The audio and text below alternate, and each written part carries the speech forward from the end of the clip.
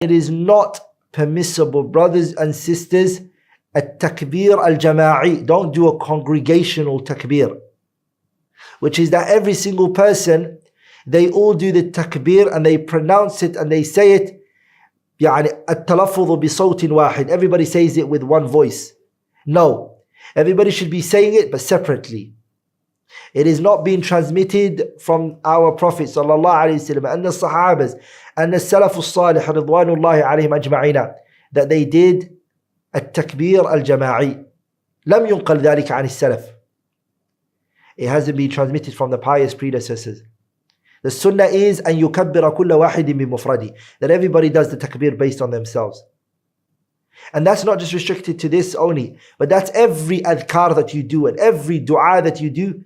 The person should generally do it separately and by themselves.